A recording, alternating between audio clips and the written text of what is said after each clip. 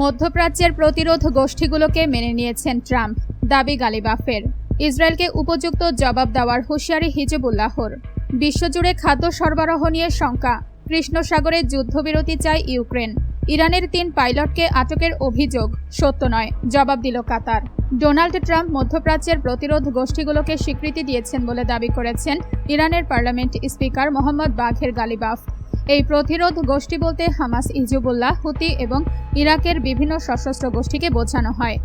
গালিবাফের ভাষ্য অনুযায়ী আলোচনার শুরুতে ইরানকে ক্ষেপণাস্ত্র ও পারমাণবিক কর্মসূচি প্রতিরোধ ফ্রন্ট এবং হরমুজ প্রণালী নিয়ে অবস্থান পরিবর্তন করতে বলেছিলেন ট্রাম্প, কিন্তু পরে পাকিস্তানের মধ্যস্থতায় হওয়া ইসলামাবাদ সমঝোতায় স্বাক্ষর করেন তিনি।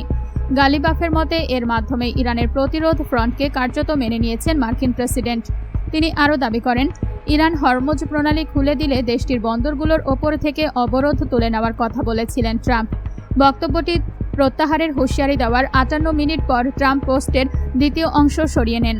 পরে বৈরুতে ইসরায়েলি হামলার কারণে আলোচনা স্থগিত করে ইরান।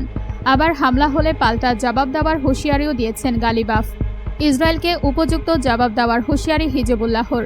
শনিবার দক্ষিণ লেবাননের আনসার ও দেইর আল জাহরানি এলাকায় বিমান হামলা চালায় ইসরায়েল। লেবাননের দেওয়া তথ্য অনুযায়ী এসব হামলায় 3 শিশুসহ অন্তত 11 জন নিহত হন।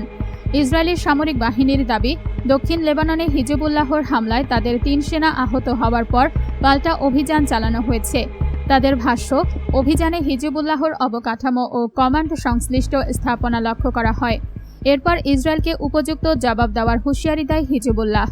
এক বিবৃতিতে সংগঠনটি বলেছে, হামলা ও লঙ্ঘনের মাধ্যমে লেবাননের ওপর নিজেদের সিদ্ধান্ত চাপিয়ে দেওয়ার চেষ্টা আর চলতে দেওয়া হবে না।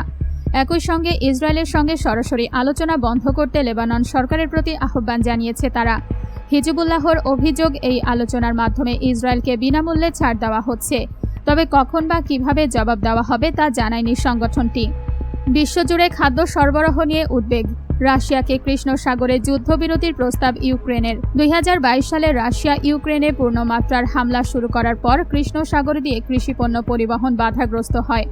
বিশ্বজুড়ে খাদ্য সংকটের আশঙ্কা তৈরি হলে জাতিসংঘ ও তুরস্কের মধ্যস্থতায় একটি শস্য চুক্তি করা হয়েছিল, কিন্তু 2023 সালে সেই চুক্তির মেয়াদ বাড়াতে অস্বীকৃতি জানায় রাশিয়া।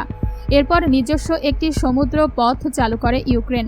সম্প্রতি কৃষ্ণ সাগরে জাহাজ ও বন্দরে পাল্টাপাল্টি হামলা বেড়েছে। জুলাইয়ের শেষ দিকে ওডেসায় রুশ হামলায় কয়েকজন জাহাজ ক্ষতিগ্রস্ত হওয়ার পর অনেক মালিক সেখানে জাহাজ পাঠানো বন্ধ করেন। পরে ইউক্রেনের হামলার কারণে রাশিয়ার নভরোসিস্ক বন্দরের 3টি টার্মিনালও সাময়িকভাবে বন্ধ হয়ে যায়।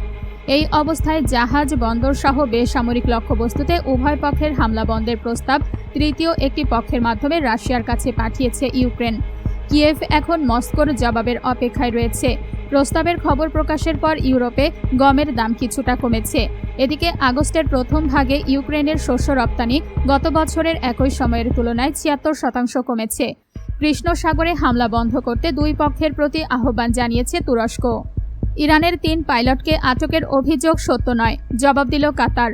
গত 28 ফেব্রুয়ারি যুক্তরাষ্ট্র ও ইসরায়েল ইরানে যৌথ হামলা শুরু করলে পাল্টা জবাব দেয় তেহরান। মার্চের শুরুতে কাতারের আল উদেইদ মার্কিন বিমান ঘাঁটিতে অভিযানের সময় ইরানের 2টি সুখোই সু-24 যুদ্ধ বিমান কাতারের আকাশসীমায় প্রবেশ করে।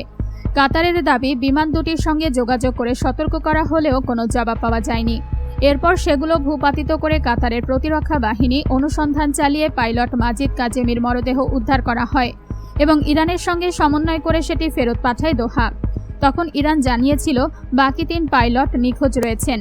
সম্প্রতি ইরানি জেনারেল মোহাম্মদ বাঘের জাদেহ রেড ক্রসকে দেওয়া চিঠিতে দাবি করেন, ওই 3 পাইলটকে জীবিত অবস্থায় আটক করেছে কাতার। 6 মাস ধরে তাদের পরিবার কিংবা কূটনৈতিক প্রতিনিধিদের সঙ্গে যোগাযোগ করতে দেওয়া হচ্ছে না বলেও অভিযোগ করেন তিনি। এর জবাবে কাতার জানিয়েছে, জীবিত কোনো ইরানি পাইলট বা ক্রু তাদের হেফাজতে নেই। দেশটির মুখপাত্র মাজেদ আল আনসারি অভিযোগটিকে বিভ্রান্তিকর বলে প্রত্যাখ্যান করেছেন। অনুসন্ধান অভিযানের বিস্তারিত জানাতে এপ্রিলে একটি ইরানি দলকে কাতার সফরের আমন্ত্রণ জানানো হলেও তেহরান এখনও সাড়া দেয়নি বলেও দাবি করেছে দোহা।